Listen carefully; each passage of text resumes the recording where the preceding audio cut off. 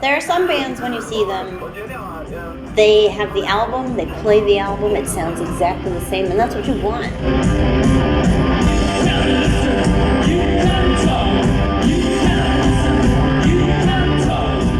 But 𝗖𝗵cie live is such a vastly different experience.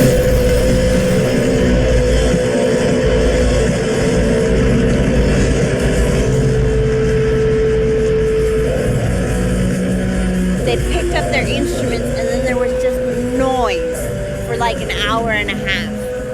And they weaved in and out from just kind of these sonic collages into like the pop songs that you recognize from the album. It was really exciting.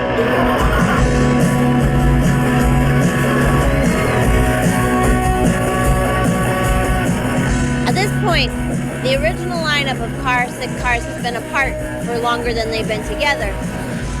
So this tour, it was a hot ticket. Tickets sold out while I was buying them. And that wasn't... They're veterans of the scene. Arguably, they helped create the scene for more than a decade, but they still look like a bunch of art school little weirdos.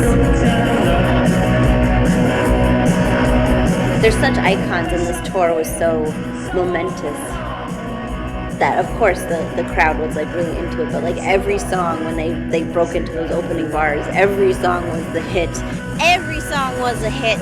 And even the security guard to the backstage, who was totally uninterested in the first band, he got out his cell phone and was recording some of the concert too. On CD, they're a decent post-punk indie band, which is remarkable for China. And it's, remarkable. And then live, they turn into this like noise machine.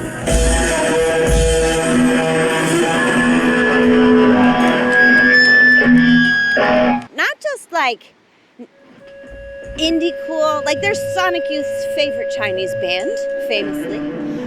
But they really have a New York in the 70s cool kind of, and the front man, he has that awkwardness of David Byrne without being quite so self-effacing, and the kind of swagger of Lou Reed if he didn't hate you as well.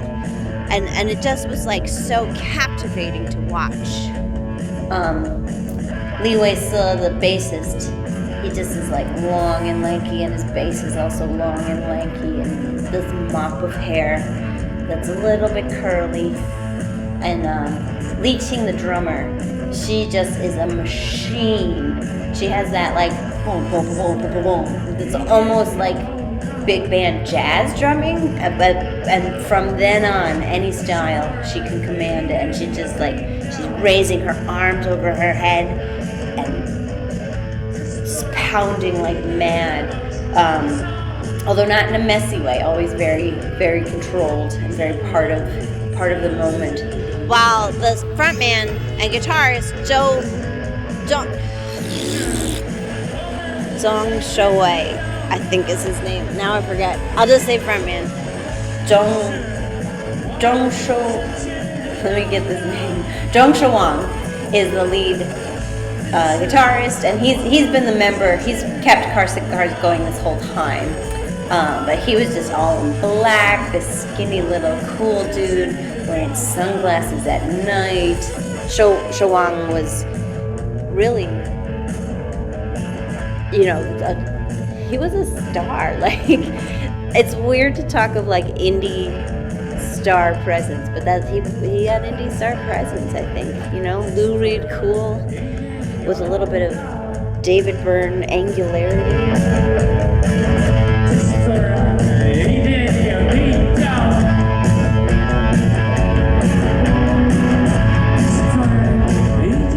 These songs are more than a decade old, but they all felt really fresh. And I mean, of course, every song was greeted with the fans' approval.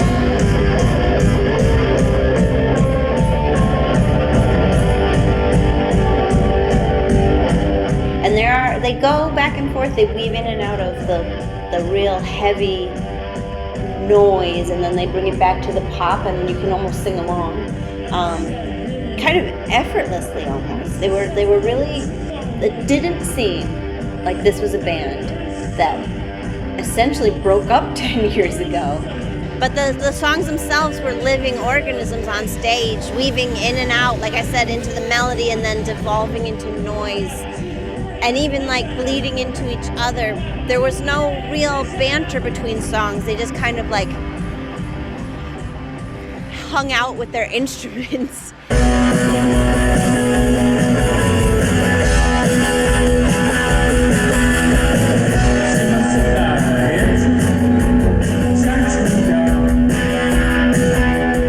These songs were still living organisms, and they played together really. They were in concert. And in true noise rock fashion, it was not always pleasant, the sound they were making, but it became like an ecstatic pain almost. The frontman picked up like a violin bow and was just kind of wailing on his guitar at one point, and it was really exciting. And also at the same time, like, they would pass the solo from one to another. I brought up jazz right now, inadvertently. It was not jazz sounding, but it was just the structure or lack of structure, the improvisation. Talk myself into a corner. What is happening? And I think in part of all three of them in different ways in their side projects go more into kind of experimental and drone and sound collage. So I think this is in a pop way where they can experiment and push the limits of what is music. And it was just, I mean, these songs are still so vital, and it doesn't feel like a band going through the motions. So it was really exciting to watch. But it actually between the three instruments and the voice, they had a very like carefully layered sound. Like if the bass was like washy and echoey, the guitar would be very staccato and sharp, and they just like had these careful layers within the big sound. And I mean, it's only three people, but it was just like it almost like blew the crowd away. But of course they ended with 𝗖𝗵cie,